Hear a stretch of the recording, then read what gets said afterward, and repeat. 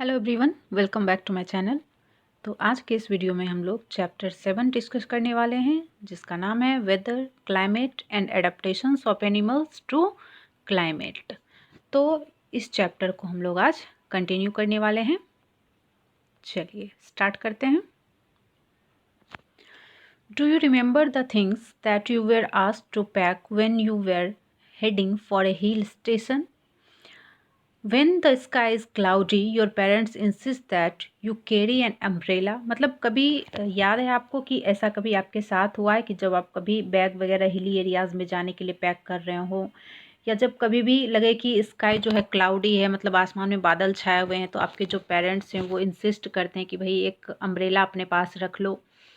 Have you heard elders in your family discuss the weather before planning a family function? अगर कोई family function plan हो रहा है आपके फैमिली में, तो आपने कभी ऐसा सुना होगा कि फैमिली के जो मेंबर्स होते हैं, जो बड़े बुजुर्ग होते हैं, वो ये डिस्कस करते हैं कि भाई वेदर कंडीशन कैसा रहने वाला है, तो उस हिसाब से वो फंक्शन प्लान किया जाता है। तो आपने एक्सपर्ट का भी डिस्कशन कभी सुना होगा, वेदर रिपोर्ट वगैरह देखा होगा टीवी पे, न्यूज़ पे, कुछ भी देखा होगा कि भाई 2 दिनों में, अगले 4 दिनों में वेदर ऐसा होने वाला है, ऐसा कुछ कभी ना कभी तो सारे बच्चों ने सुना ही होगा, है ना।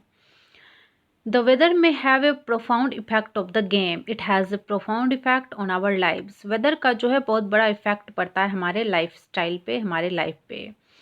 Many of our daily activities are planned based on the weather prediction for that day। मतलब हमारी जितने भी डेली एक्टिविटीज़ होती हैं उसमें मोस्टली चीज़ें जो होती हैं ना, वो उस दिन के वेदर प्रेडिक्शन पे डिपेंडेंट होती हैं। मतलब उस दिन का वेदर कैसा रहने वाला है, ठीक है। In this chapter we will study about the weather and climate. तो मोस्टली बात यह है कि इस चैप्टर में हम लोग वेदर एंड क्लाइमेट के बारे में पढ़ने वाले हैं। We will also see how different forms of life are adapted to the climate of their habitat। और हम लोग ये भी देखने वाले हैं कि जो डिफरेंट टाइप के फॉर्म्स हैं लाइफ के, जो एडेप्टेड होते हैं क्लाइमेट के हिसाब से, जो एडेप्टेशन होता है वो अपने आवास में, तो उस चीज़ के बारे में भी हम इस चैप्टर में डिस्कस करने वाले हैं। तो हमारा फर्स्ट पॉइंट है वो है वेदर। तो फिगर 7.1 में एक सैंपल दिया है वेदर रिपोर्ट का, जो कि न्यूज़पेपर में दिया हुआ है। हाँ, ये देखो, ये वेदर का सैंपल है। यहाँ पे ये न्यूज़पेपर का एक कटिंग है जो कि यहाँ पे शो कर रहा है। दैट मीन्स बताना ये चाह रहा है ना कि ऐसा ही वेदर रिपोर्ट जो होता है ना पेपर में, ऐसा प्रिंट किया हुआ रहता है। डेली का जो न्यूज़पेपर आता है उसमें ऐसा दिया हुआ रहता है। We find that the daily weather report carries information about the temperature, humidity and rainfall during the past 24 hours। मतलब डेली जो वेदर रिपोर्ट दिया हुआ रहता है, तो हम क्या पाते हैं उसमें, क्या क्या दिया हुआ रहता है उसमें, टेम्परेचर दिया हुआ रहता है उस दिन का, ह्यूमिडिटी दी हुई रहती है, रेनफॉल कितना होने वाला है अगले 24 घंटे के दरमियान, वो सारी चीज़ें इसमें दी हुई रहती है। और प्रेडिक्शन दिया रहता है उस दिन के वेदर का। Humidity as you might know is a measure of the moisture in the air. और ह्यूमिडिटी क्या है, तो हवा में जो नमी की मात्रा होती है उसको ह्यूमिडिटी कहा जाता है। तो ये सैंपल है, देखो इसमें मैक्सिमम टेम्परेचर, सनसेट कब होगा, मिनिमम टेम्परेचर, सनराइज़ कितने बजे होगी, मूनसेट कब होगा, मूनराइज़ कब होगा, ये सारी चीज़ें इसमें, ह्यूमिडिटी वगैरह सब कुछ दिया हुआ है, जिससे हम लोग पता कर सकते हैं कि उस दिन का वेदर कैसा रहने वाला है ना। The weather reports are prepared by the meteorological department of the government. Government के जो मेट्रोलॉजिकल डिपार्टमेंट हैं उसके द्वारा वेदर रिपोर्ट को पब्लिश किया जाता है, तैयार किया जाता है। This department collects data on temperature, wind etc and makes the weather prediction. यही डिपार्टमेंट का काम है कि ये वेदर के सारे डाटा, जैसे कि टेम्परेचर, वाइन, ह्यूमिडिटी वगैरह जो भी हो, उसकी रिपोर्ट तैयार करता है और वेदर का प्रिडिक्शन करता है, ठीक है। अभी एक्टिविटी 7.1 है, कुछ पेपर वगैरह की कटिंग आपको कलेक्ट करनी है। Cut out the weather report of the last week from any newspaper. किसी भी न्यूज़पेपर के लास्ट वीक के जितने भी वेदर रिपोर्ट है उसको कट करने के लिए कहा रहा है। If you do not get a newspaper at home, borrow from your neighbours और friends and copy this report in your notebooks. तो अगर आपके पास खुद का न्यूज़पेपर नहीं है तो अगल बगल पड़ोसी वगैरह से या फ्रेंड से आप मांग करके उसको अपने कॉपी में उस सारे रिपोर्ट्स को नोट करने के लिए कह रहा है। उसके बाद एक लाइब्रेरी से भी कह रहा है आपको कलेक्ट करने के लिए कुछ वेदर रिपोर्ट्स को। दैट मीन्स इसमें रिकॉर्ड्स वगैरह आपको कलेक्ट करने कह रहा है, जिससे कि आप बार बार उस चीज़ को देख के सीख सको कि कैसे वेदर रिपोर्ट को रीड किया जा सकता है, ठीक है। इसमें मेनली एक्टिविटी में यही है। जैसे कि देखो यहाँ पे टेबल 7.1 है, इसमें वेदर रिपोर्ट जैसे 1 वीक का बोला तो इसमें 2386 का है, तो यहाँ पे 24 का डालना है, 5 6 7 8 मतलब पूरा 1 वीक का आपको यहाँ पे कलेक्ट करना है। मैक्सिमम टेम्परेचर कितना था 23 को, मिनिमम टेम्परेचर कितना था, फिर मिनिमम ह्यूमिडिटी कितनी थी, मैक्सिमम ह्यूमिडिटी कितनी थी एंड रेनफॉल कितना हुआ, ये सारी चीज़ें इसमें आपको नोट करनी है। ठीक है, तो जिससे आपको अच्छे से वेदर रिपोर्ट को पढ़ने के लिए आ जाएगा।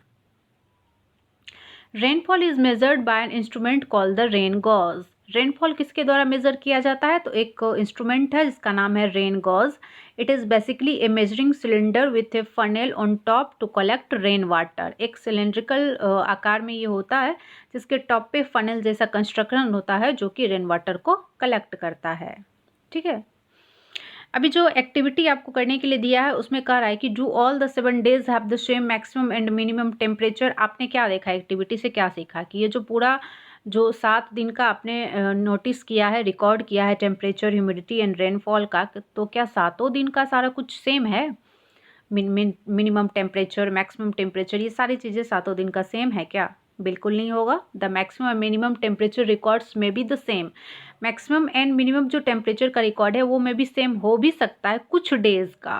ठीक है, however all the parameters are not the same on any 2 days. जितने भी सारे के सारे parameters, that means maximum temperature, minimum temperature, humidity, rainfall, ये सारा कुछ 2 दिन का एक समान नहीं हो सकता है। ठीक है, तो the day to day condition of the atmosphere at a place with respect to the temperature, humidity, rainfall, wind speed, etc is called the weather at the place. तो कुल मिला के इसमें यहाँ पे वेदर का डिफिनीशन दिया है कि डे टू डे जितना भी एटमोसफेयर का कंडीशन है, दैट मीन्स टेम्परेचर कितना है, ह्यूमिडिटी कितनी है, रेनफॉल कितना है, वाइंड स्पीड कितना है, ये क्या कहलाता है, is called the weather at that place.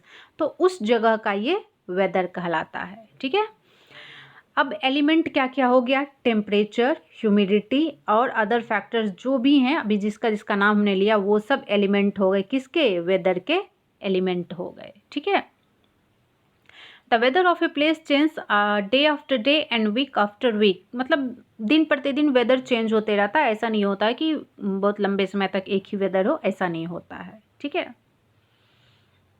हाँ, कभी कभी वेदर इज़ टू ह्यूमिड, मतलब बहुत ज़्यादा नमीयुक्त होता है, और द वेदर जो वार्म लास्ट वीक, मतलब और कभी कभी बहुत ज़्यादा गर्मी वाला मौसम हो जाता है ना। The weather is such a complex phenomena that is can vary over very short period of time. मतलब ये छोटे छोटे टाइम पीरियड में भी ये चेंज होते रहता है वेदर जो है ना। It can happen sometimes that is it's sunny is the morning but suddenly cloud appear from nowhere and it start raining heavily। कभी कभी होता है कि सुबह सुबह उठो और काफ़ी तेज़ एकदम धूप रहता है, काफ़ी तेज़ रोशनी रहती है, बहुत ज़्यादा गर्मी फील होता है, और सडनली क्या होगा, अचानक से बोलोगे वेदर ख़राब हो गया, मौसम ख़राब हो गया और काफ़ी तेज़ बारिश होना स्टार्ट हो जाता है। तो वेदर का कोई ठिकाना नहीं है, मतलब कभी भी ये चेंज हो सकता है ना। तो आप लोग रिकॉल करो कि आपने कभी लास्ट टाइम ऐसा कब फील किया था कि भाई अभी अचानक से बहुत ज़्यादा गर्मी थी और तुरंत में बारिश वगैरह स्टार्ट हो गया।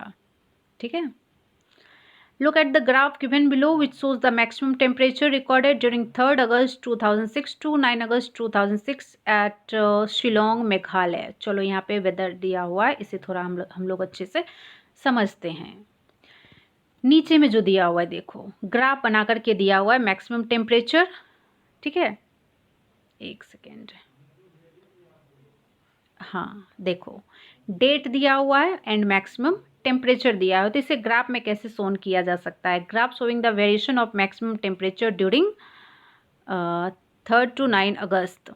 मतलब इधर जो है ना ये डेट दिया हुआ है, 3 अगस्त, 4 अगस्त, 5 अगस्त, 6, 7, 8, 9, ये डेट दिया हुआ है, और इधर में क्या है, ये टेम्परेचर दिया हुआ है, इधर में ये टेम्परेचर है और ये डेट है। ठीक है, तो अब इस ग्राफ को देख करके आप कैसे डाटा कलेक्ट कर सकते हो, तो ये देखो ये जो ग्राफ की लाइनिंग है ना, तो ये देखो ये डेट 3rd वाला है, इसकी लाइनिंग कहाँ पे जाके एंड हो रही है 26। तो मैक्सिमम टेम्परेचर कितना हो गया, यहाँ देखो 26 डिग्री सेंटीग्रेड हो गया। फिर 4 तारीख वाला जो डाटा है उसका देखो ये कहाँ पे ख़त्म हो रहा है, 23 एंड 24 के बीच में है ना। तो कितनी लाइंस के बाद है 1 2 3 4, तो देखो यहाँ पे एंड 5, तो 23.5 डिग्री सेंटीग्रेड यहाँ पे हो गया।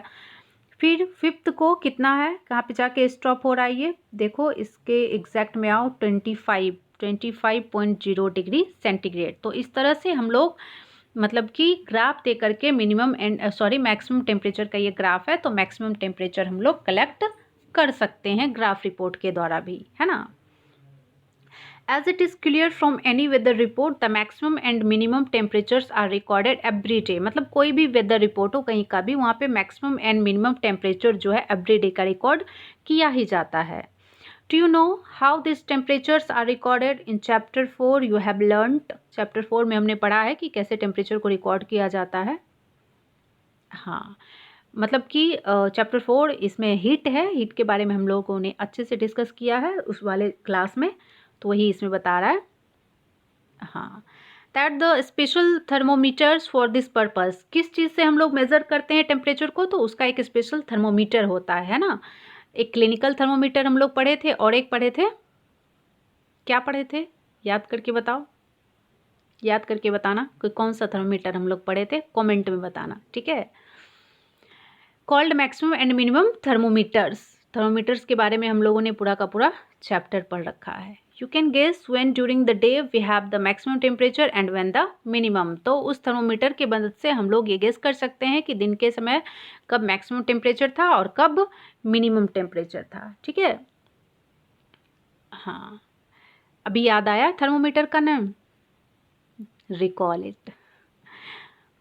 चलो, the maximum temperature of the day occurs generally in the afternoon while the minimum temperature occur generally in the early morning. तो एक अंदाज़ा लगा सकते हो आप लोग कि मैक्सिमम टेम्परेचर जो होगा वो बिल्कुल दोपहर के समय रहता है, और मॉर्निंग टाइम जो होता है अर्ली मॉर्निंग का, उस टाइम में काफ़ी ज़्यादा मिनिमम टेम्परेचर उस टाइम का रिकॉर्ड किया जाता है ना।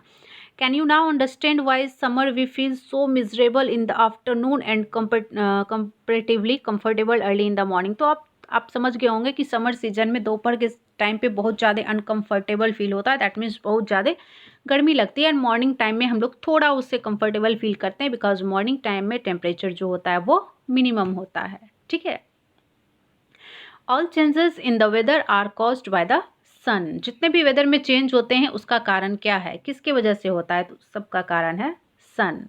The sun is a huge sphere of hot gases at a very high temperature, एक ह्यूज स्फीयर लाइक कंस्ट्रक्शन है हॉट गैसेज का सन, जो कि जिसमें कि काफ़ी ज़्यादा टेम्परेचर होता है। The distance of the sun from us is very large, मतलब हमारे से जो डिस्टेंस है सन का वो काफ़ी ज़्यादा है ना। When the energy sent out by the sun is so huge that it is the source of all heat and light on the earth, जितने भी सोर्सेज हैं हीट एंड लाइट के अर्थ पे, उसका कौन कौन किसके वजह से वो होता है, तो वो सब सन के वजह से होता है, ठीक है। So the sun is primary source of energy that cause changes in the weather, तो सन जो है वो प्राइमरी सोर्स ऑफ एनर्जी है जिसके वजह से वेदर में चेंज होता है। Energy absorbed and reflected by the earth surface, oceans and the atmosphere play important roles in the determining the weather at any place। तो जितने भी सन के द्वारा जो एनर्जी, जैसे कि यहाँ सन है उसके द्वारा जो एनर्जी आ रही है, ऊपर से एनर्जी आ रही है, तो ये हमारा अर्थ है, ठीक है। तो यहाँ पे जितनी भी चीज़ें हैं जैसे सरफेस ओशन हो गया, वो सब अर्थ का सरफेस पे जितने भी चीज़ें हैं वो सब इसी से क्या करते हैं, एनर्जी एब्जॉर्ब करते हैं, ठीक है। If you live near the sea, you would have realized that the weather at your place is different from that place's desert or near a mountain। मतलब अगर आप समुद्र के किनारे रह रहे हो तो आपने रियलाइज़ किया होगा कि मरुस्थलीय क्षेत्रों में या फिर पहाड़ी इलाकों में वहाँ के वेदर की अपेक्षा कंडीशन थोड़ा सा चेंज होगा, ठीक है। What about the times of sunrise and sunset?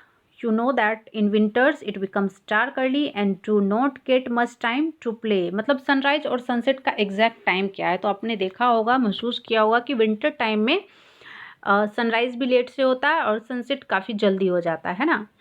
Are the days shorter, days क्या होते हैं विंटर्स में शॉर्टर होते हैं और समर्स में ज़्यादा बड़े होते हैं। Try to find it out yourself by completing the project given at the end of the chapter, मतलब चैप्टर के एंड में कोई प्रोजेक्ट देगा इससे रिलेटेड, वो आपको करना है, ठीक है। अब बारी आती है क्लाइमेट की। Meteorologist record the weather everyday. Meteorologist जो है वो एवरीडे वेदर को रिकॉर्ड करते हैं। The record of the weather have been preserved for the past several decades, मतलब उसको प्रिजर्व करके रखा जाता है पिछले जितने भी कई शताब्दी से उसको रखा जाता है प्रिजर्व करके। This help us to determine the weather pattern at the place, जिससे कि हम किसी खास प्लेस का जो वेदर पैटर्न है, मतलब इतने सालों तक इसी पैटर्न में वहाँ का वेदर चेंज हो रहा है, वो पता लगा पाते हैं। The average weather pattern taken over a long time से 25 years is called the climate of the place. That means अगर पिछले 25 साल से उस जगह का वो वेदर पैटर्न है, उसी पैटर्न पे वेदर वहाँ पे चेंज हो रहा है, तो वो उस जगह का क्लाइमेट कहलाया। ठीक है। If we find that the temperature at a place is high most of the time, then we say that the climate of that place is hot. अगर हम पाएंगे कि किसी जगह का जो टेम्परेचर है मोस्टली हाई ही रहता है, तो हम कह सकते हैं कि वहाँ का वेदर कैसा है, बहुत ही गर्म है। ठीक है। If there is also heavy rainfall on most of the days in the same place, then we can easily say that the climate of that place is hot and wet। और अगर गर्मी के साथ वहाँ पे बारिश भी काफ़ी अच्छी हो रही है, तो हम लोग कह सकते हैं कि उस जगह का जो क्लाइमेट है वो हॉट भी है एंड वेट भी है। ठीक है। In table 7.2 and 7.3 we have given the climate condition at two places in India। India के दो प्लेस, एक श्रीनगर जम्मू कश्मीर का दिया हुआ है और एक त्रिवेंद्रपुरम का दिया हुआ है, केरला का दिया हुआ है। वेदर रिपोर्ट दिया हुआ है दोनों में।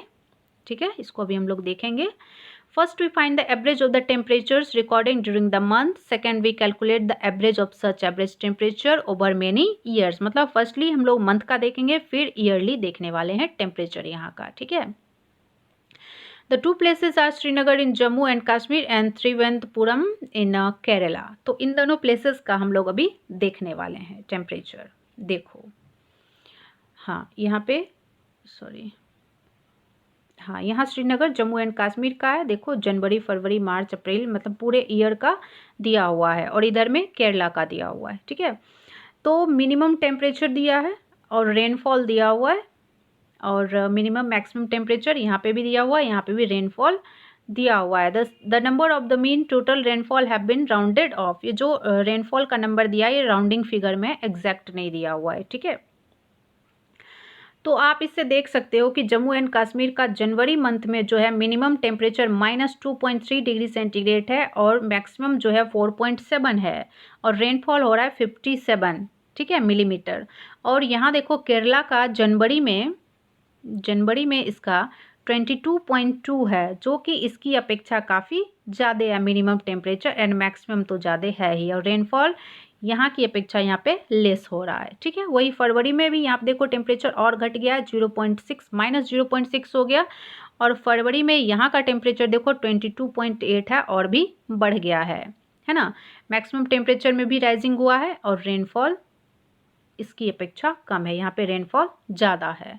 तो इस तरह से दोनों में दिखाया गया है। तो एक क्या हुआ, एक हॉट हुआ यहाँ पे रेनफॉल, बाद में देखो रेनफॉल यहाँ का बढ़ रहा है और इधर का घट रहा है ना। चलो, तो ये सारा कंडीशन जो है वो वहाँ के वेदर को डिटरमाइन करता है कि भाई वहाँ का वेदर कैसा है। By looking the table 7.2 and 7.3, we can easily see the difference in the climate of Jammu and Kashmir and Kerala। तो हमने टेबल 7.2 एंड 7.3 से आसानी से ये पता कर लिया कि क्या डिफरेंस है क्लाइमेट का जम्मू एंड कश्मीर का और केरला का। We can see that Kerala is very hot and wet in comparison to Jammu and Kashmir। हमने देखा कि केरला का जो टेम्परेचर है वो ज़्यादा है, बहुत ज़्यादा है जम्मू एंड कश्मीर की अपेक्षा, है ना। Which has a moderately hot and wet climate for a part of the year। Similar data for the western region of India। India के जितने भी वेस्टर्न रीजन है जैसे कि राजस्थान हो गया, will show that the temperature is high during most part of the year। वहाँ का भी टेम्परेचर जो होता है मोस्टली हाई ही रहता है पूरे साल, मतलब कुछ महीनों को छोड़ के। The region receives very little rainfall। This is the typical desert climate। It is hot and dry। Desert के बारे में तो आप लोग को पता ही कि वहाँ का वेदर हॉट एंड ड्राई होता है। एंड नॉर्थ ईस्टर्न इंडिया जो है वो receive rainfall for a major part of the years. मतलब वहाँ पे बहुत सालों भर लगभग बारिश होती रहती है, तो वहाँ का जो वेदर है वो कैसा हो गया, नॉर्थ ईस्ट का वो वेट हो गया। ठीक है। अब आता है क्लाइमेट एंड एडेप्टेशंस। चैप्टर में तो अभी भी बहुत कुछ बचा हुआ है करने को। तो ये आगे का हम लोग नेक्स्ट पार्ट में कंटिन्यू करने वाले हैं। आज के लिए इतना ही, मिलते हैं नेक्स्ट क्लास में।